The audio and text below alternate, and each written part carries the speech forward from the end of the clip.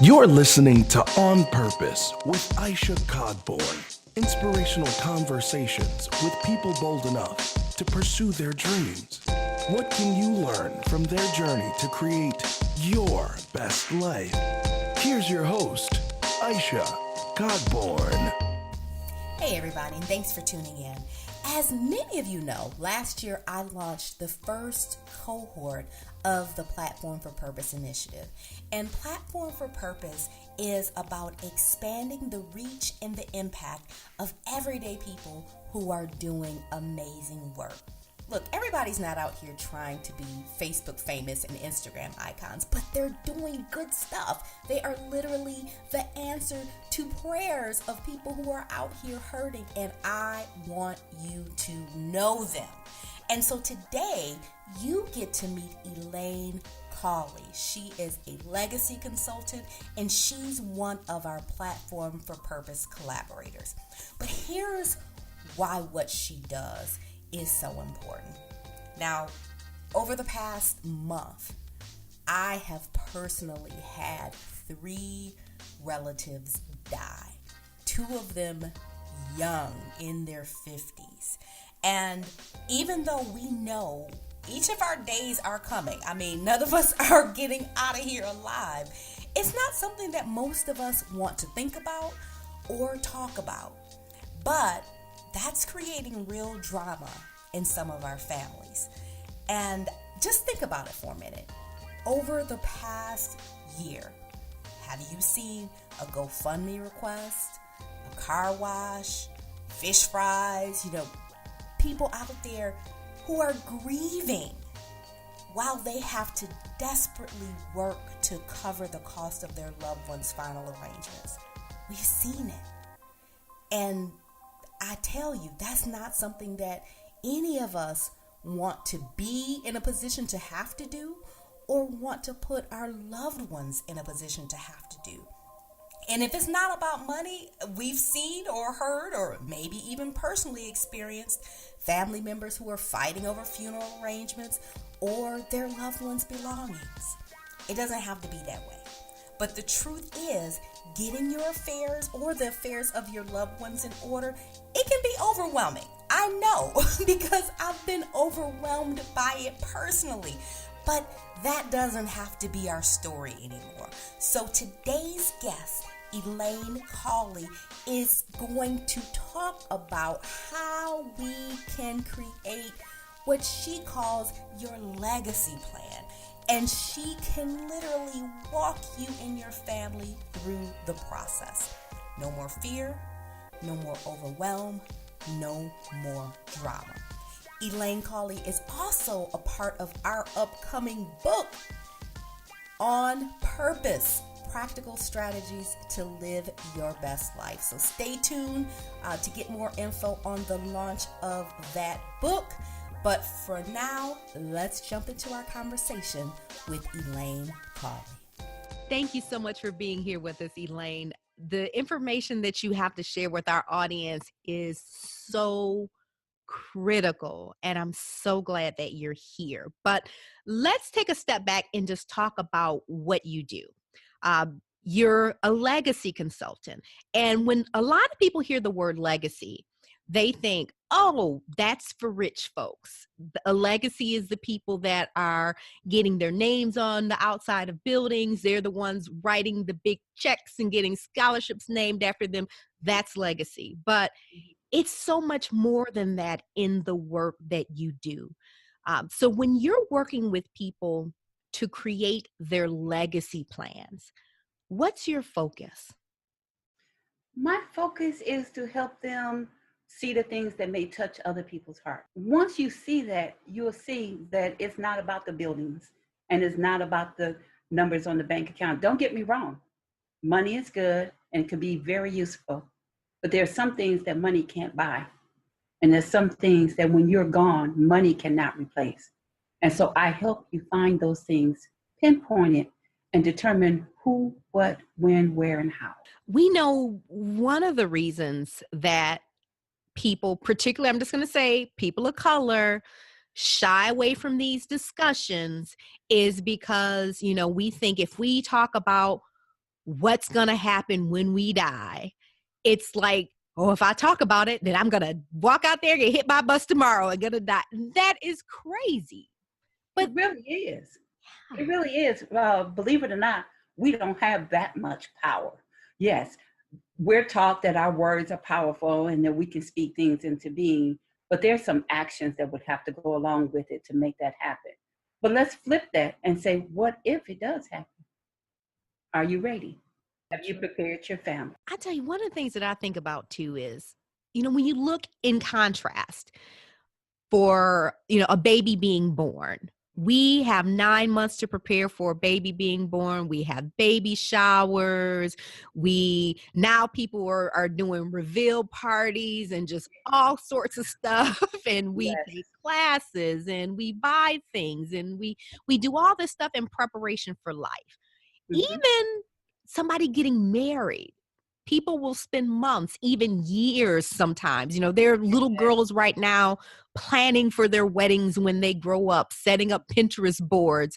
But when someone dies and they haven't made those preparations, our families are forced to make arrangements Mhm. under duress in a Yes. couple of days. And this is your farewell to the world.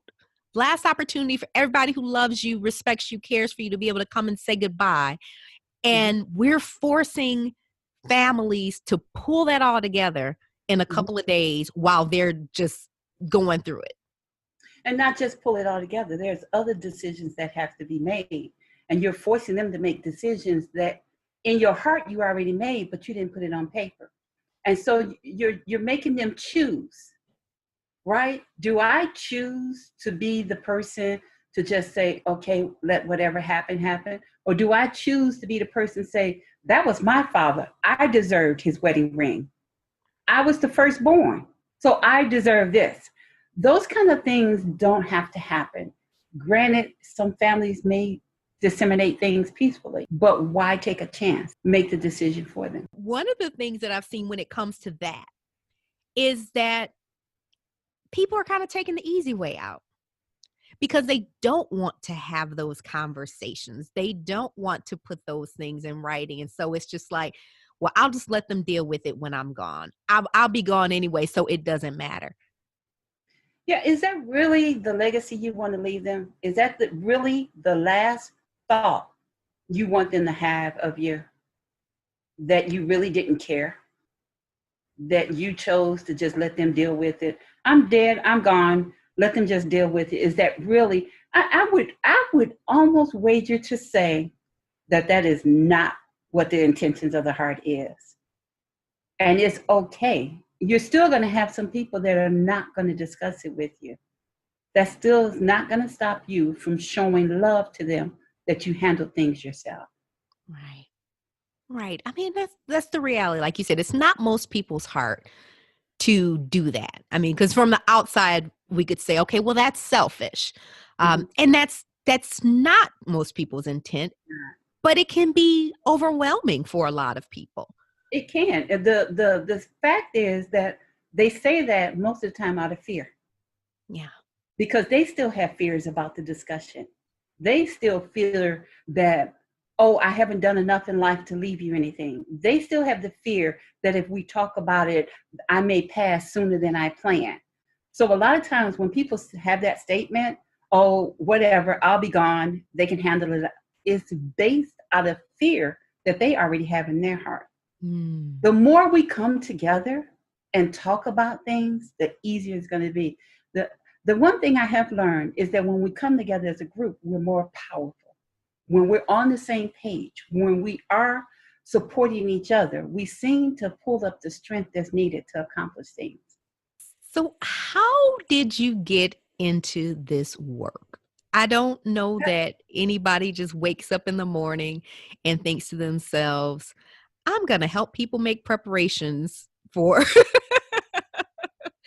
their legacy. I used to ask myself that question often, and it began very innocently, being at a service and consoling someone, and to feel a sense of achievement, accomplishment after consoling someone, I was like, what is that? Mm. And as I allowed it to grow over time, I was able to reflect back and say, this is why I was born. Mm. This is my lane. This is what I'm supposed to do. So embrace it. Give the people what they need before, during, and after. And the more I interacted in that lane, the more I could see some things that we could do before to make during and after easier. Yeah. That's why I do this show. I love hearing the stories of, when did that light bulb come on and you realize, hey, this is my purpose. Well, I have to be honest, there was a time where I did not want to. There was a time I was running from it, that I thought I can get away from it. And the first time I saw someone's tears drop due to grief, I was right back in that lane. That's how you know that you know that you know what you're supposed to do. Even if you don't want to do it, your heart still gravitates toward it. Yes. I was just having that conversation with one of my coaching clients earlier today. It's like, what is that thing that just keeps chasing you down? Mhm. And Mhm. and no matter what you do, where you go, you think you're past that. You think opportunities have passed a lot of times too. A People, lot of times. Yes. they think, oh, well, I should have done this. I should have said yes to that. I didn't do this. I didn't do that. And Yes. now the opportunity is gone. And I thought my opportunity to leave that path came when I moved to Arizona. When I moved from Illinois to Arizona, I was like, okay, no one knows what I've been doing for the last 10 years. So I don't have to do that anymore. But my heart kept attaching itself to helping people that were going through it. And I found that I wasn't happy not doing it. Mm. I really wasn't. And I know that when you talk about grief and you talk about legacy and you throw in the word happy, it seems like it's like oil and vinegar. But my happiness is in serving people, again, before, during, and after. And that's how I get my satisfaction. If I can help one person make it through the process and be okay, then that's where the happiness comes from. You see? Yeah. Yeah. That's one of the things that I find so intriguing about your journey.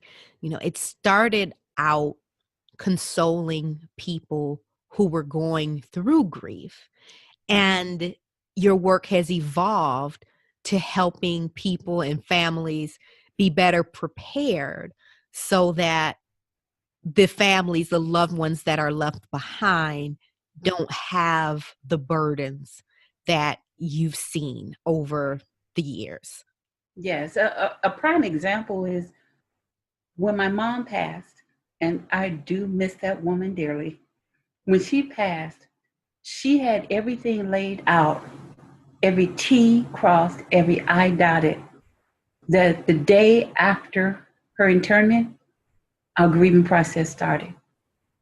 There was no hiccups, nothing still hanging. We knew exactly what to do. The process, she had made all the decisions. All we had to do was implement it. Wow. On the other hand, I had a loved one that passed away. It caused financial strain because they hadn't prepared.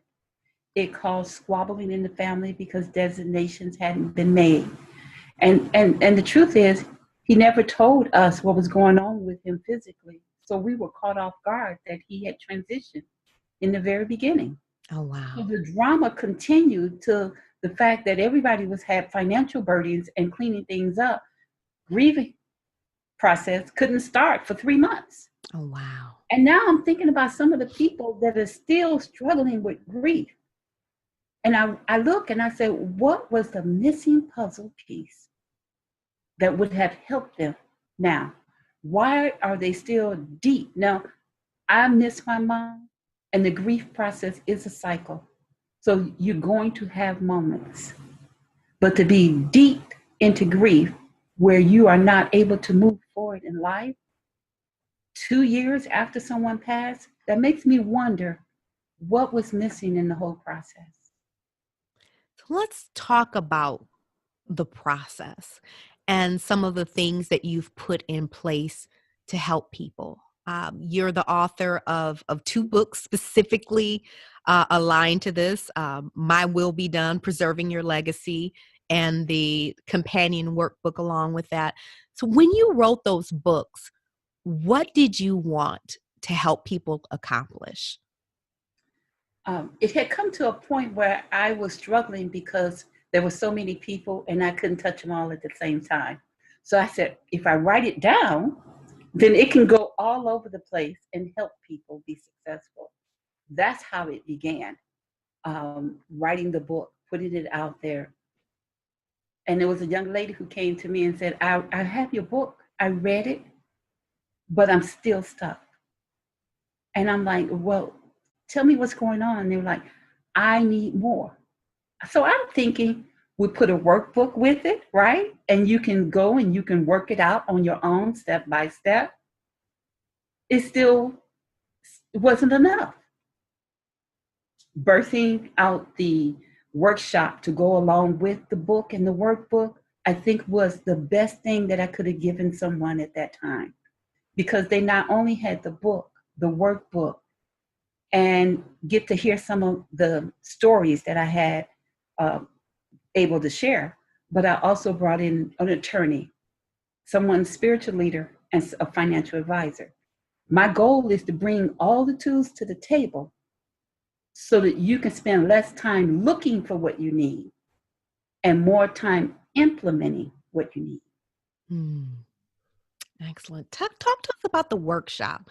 What does that look like, and what do people get out of attending that? Well, the workshop is set up to show you the process from beginning to end. And I tell everybody, you're not going to complete the whole process, but people come and they're at different stages. So depending on what stage you're at in the process is how much you can complete, but it will give you a full picture of what you need. And that's why it's so important that I bring in professionals to talk to you, because I'm not a lawyer. I'm not a financial advisor, even though I can pinch a penny and spare a dime. And then the spiritual leadership to tell you what the spiritual person sees, the difference between being prepared and not being prepared. Those are the things that I can't really share with you in one setting. So I bring in professionals, and that is the main reason for the workshop. Again, to give you tools. That's what we do. Yeah. Now, one of the things that I know too, because I have the inside scoop,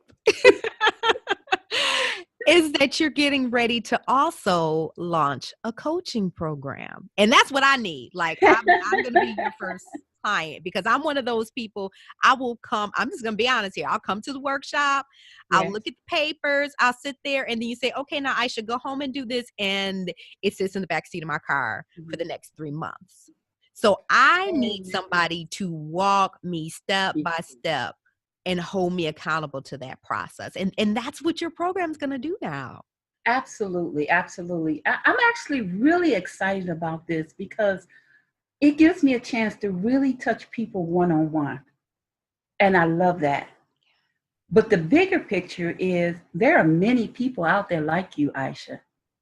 Your heart wants to do it. And you're going to go get tools. But once you get home, you go, I could do this, I could do that, I'll do that tomorrow. The coaching program is set up, and it's an accountable program. We're going to have timelines, we're going to have tasks, but when I say we, I mean we. I don't mean you. You won't be by yourself.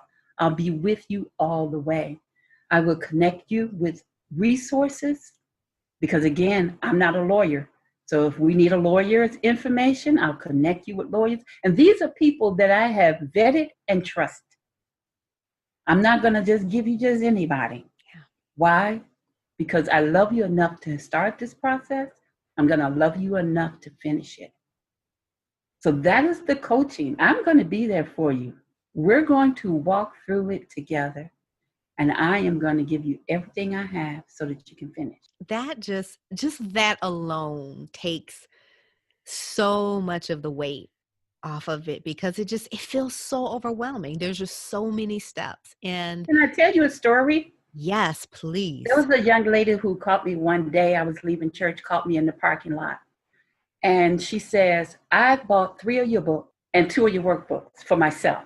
She said, I've written in every last one of them. I've been to your workshop. She said, but I'm lost. She said, I have no one. I have no family here. And all my family are seniors. And my only living child is deployed. Mm-hmm. She said, I have no one. And the tears just rolled down my face. And I was able to share with her the program I was rolling out. And when I saw the joy and the pitter-patter of her feet in excitement, there's no turning back. I mean, it's not that I wanted to, but it's good to hear that you are bringing something to the table that people need. So now we know that that's going to help people who have said, yep, I need to do this. But we also have family members who may not be as anxious to take those steps. And here's the thing. When they don't do what they need to do, the consequences end up falling on us when they're gone. So how can we encourage those loved ones to take action? You have to know those that you labor among. So you have to know those in your family. Honestly, there are some that you're probably not going to be able to have that conversation with, but that's not going to stop you from implementing some things. You have to find unique ways sometimes to get to things. You could throw a pizza party and you can invite generations above you and generations below you. You can check out a movie that talks about it. You can give a gift to the workshop. There's other subtle ways you can get them to see what's going on before they have to deal with it. So it really depends on the person, but get creative. Some of the things we talk about at the workshop are creative ways that they can go home and share with other people in their family or in their circle that didn't want to talk about it. So we do talk about those things too. How do I share this? My boss is dealing with being the main caretaker of a mom, but doesn't want to deal with it. How do I share that with? So we do talk about some of those things. There's a small percentage so that you're just going to have to do your part and then be there to support them when the light bulb goes off for them. I tell you, every time I hear a story in the news, I automatically think about you, whether it's, a famous person or just, the stories that we hear just watching the news, regular day-to-day struggles that people go through. Something I heard recently, there was a CEO of a company who died and nobody knew his passwords. And so they couldn't get to any of the assets. They couldn't, wow. Everybody was just stuck. And people don't know that is part of the legacy plan. It really is. There is a part of the legacy plan, and I'm only speaking as myself because, of course, I have mine set up, not speaking as an attorney, but there's a part that talks about media. And in your media, it talks about your social media passwords, your computer passwords, the combination to briefcases, lockbox numbers, all those passwords that you need. So during the workshop, and I'll just throw in a little free tidbit right here. You really only need one password that you leave as part of your legacy. It's the key that opens the house that has all the other passwords in it. So I tell people, don't be overwhelmed. You can have 5,000 passwords. All you need is one. And so when I tell people that, they go, oh my goodness, you're right. They make the cloud. You have a USB drive. They even have applications and companies that house these passwords for you. So we're not going to spend a lot of time on, woe is me, I have 100 passwords, what do I do? I'm going to ask you to create one and then store all of them in there. Oh, that's a good tip. Okay, I'm greedy. You gave us one good tip. Give us two more. Give us two more good tips. Two more good tips. Okay. I have to go back to the beginning. Your biggest tip is to have an accountability person. Mm. And this is the toughest one. It has to be somebody this is what I say, that tells me my breath stink and gives me a peppermint at the same time. I love Okay? it. You have to have that because life is moving and it's moving fast. And situations could change, environments can change, and your circumstances can change. And you have to have that person that comes back to you and say, did you think about this? Have you make adjustments like that? So I encourage everyone. Now, if you marry, guess who your accountability person is? Your spouse. We're not going to separate husband and wife. If they choose to have another person, that's great. But that really should be your first priority. The other thing I would say is don't take things for granted. Listen. People will tell you what is special to them. Now, let me give you a prime example. My granddaughter, and I tell this story often. She used to play with the butterflies that I have here. And when I had the meeting, what is it you would want Nana to leave you when I transitioned? She said the butterfly that she had bought me when she was about 8 or 9, it probably cost a whole $1. And I started thinking back, why didn't I catch that? Mm. Every piece of jewelry I have, that's a butterfly. Every piece of material I have that has a butterfly on it, she gravitated toward it. Mm. So sometimes you have to take a step back and just look at the person, listen. They'll tell you exactly what touches their heart where you're concerned. And those are the things that's going to mean more to them when you're gone than while you than money. I love just your perspective again around what a legacy plan involves.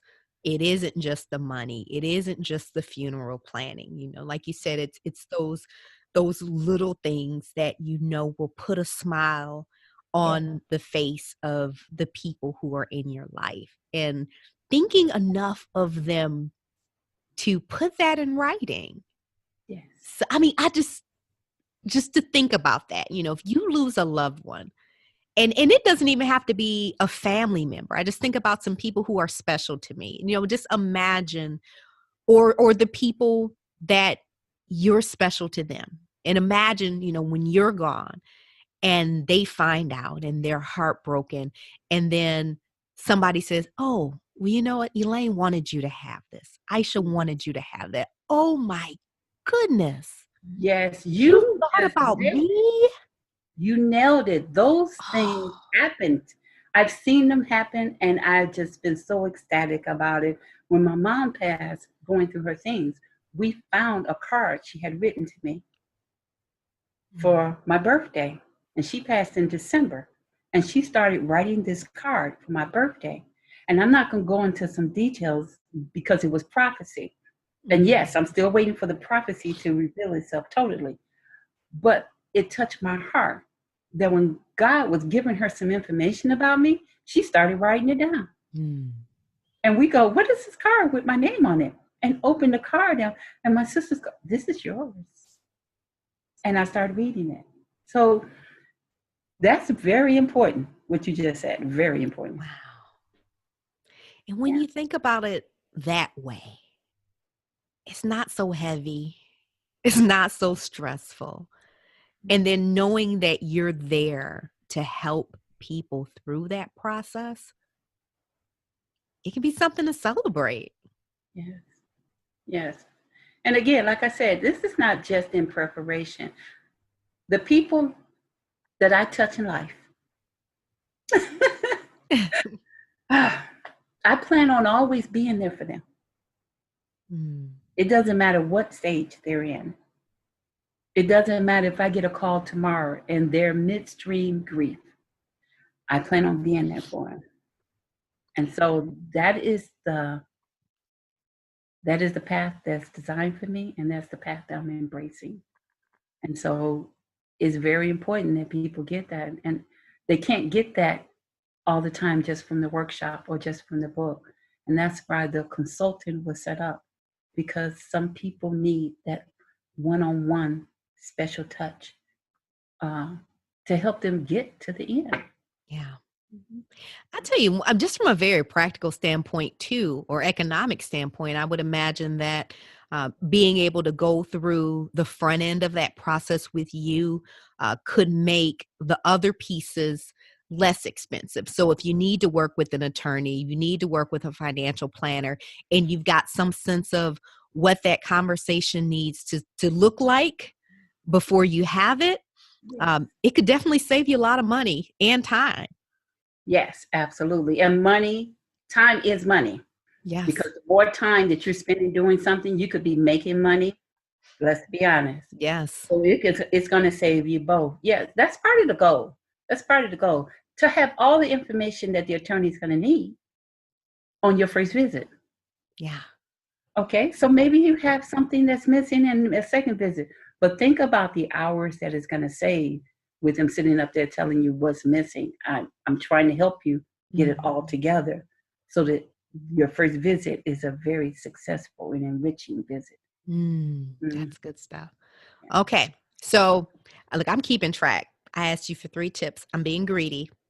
So we got one. Have one password that essentially gets you into the treasure trove of where everything else that they need is, other passwords, etc.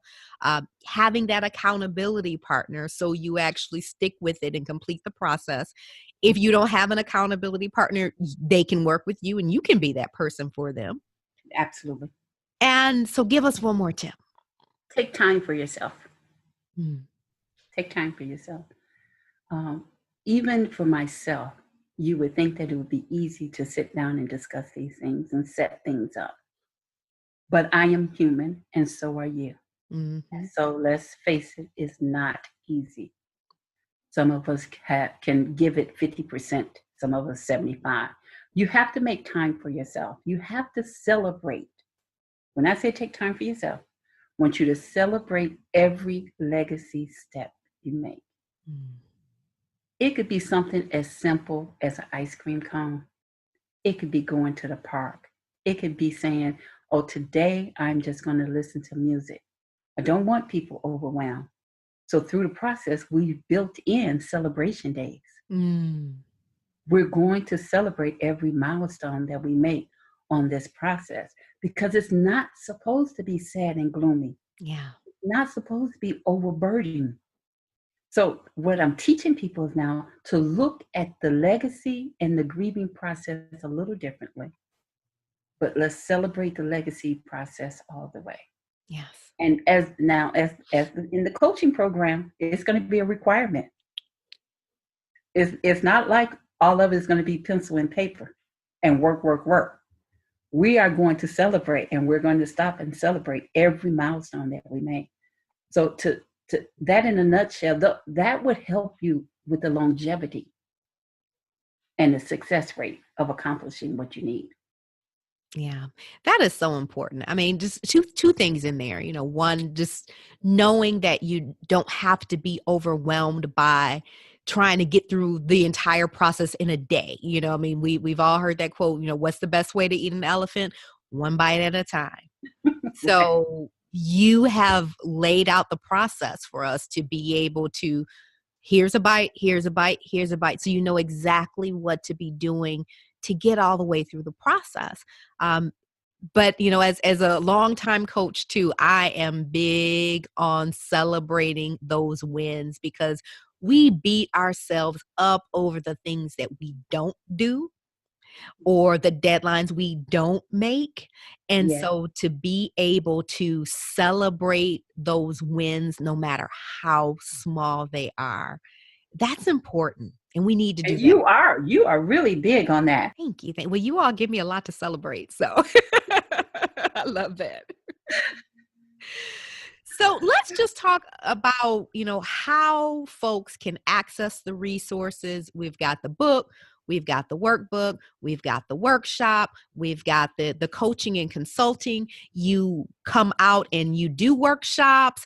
I tell you, one of the things that I was just thinking about right now, we're talking about our families and how do we get our families on board. people who are hosting family reunions, like they need to Yes. be bringing you out to their family reunions to teach workshops around this stuff so that this becomes a part of our legacy, Yes. our institutionalized processes in our families. This is what we do. We all do it. Everybody's on the same page. There is no Yes. drama, no cousin drama, no uncle drama. We all do it and we do it well. Right now, if you go to my website, you'll see everything that's available, every place that I'm going, and you'll see all the resources that are available, even some of the videos I've done that probably have 3 or 4 more little tips in it. I love giving tips because I want to see people succeed. Yeah. So 30 years of doing this. I mean, this isn't, you just didn't wake up this morning and decide this is what you were going to do. You've been doing this for years. So again, the books, if you want the book, the workbook, and that's a good place to get started if you're trying to figure out, all right, I just need to get my legs under me. So they can get that from your, how do they get the books?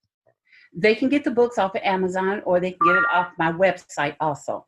My website is elainecauley.com. Think about your church, think about your community groups, your sororities, your fraternities, your family reunions. I mean, we need to spread this. Like, we know what's happening in our communities. We see it, we talk about it. We have an opportunity to change the narrative by giving people information that they need and the support that they need to carry it out. So wherever you are, Even corporations and businesses. I had a young lady who attended the workshop. She said, I never thought about protecting my business. I'm like, what? What? Mm.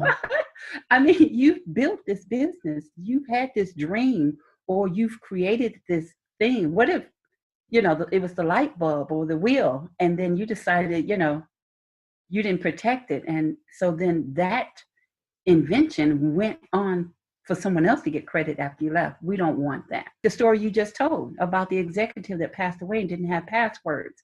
Well, I'm hoping he had a legacy plan, but to get to it, did they need a password? I'm guessing he did not. So, Okay. and this is the thing too. I think sometimes when people haven't put these things in order, we think about it as people who don't think they have much to offer. The reality is, even the most successful, highly educated, financially prosperous people don't always have their affairs in order because you just get caught on that busy cycle. I'll get to it one day. So unless you have an attorney who's saying, all right, we got to sit down, we got to do these things, Right. then it may not get done. Yeah. And I want to speak real quick to the spouses, because one spouse is usually stronger in this area than the other. And so if you are not the strongest one in this area, please let the one that is stronger in this area spearhead it. It's not like they're taking over. I don't know which one it is, but because God made us to have balance, it's usually one that's stronger than the other in certain areas. One may be stronger in seeing the vision and helping to accomplish the end than the other one. So I need you two to come together to make it happen. Yes. Mm-hmm. Excellent.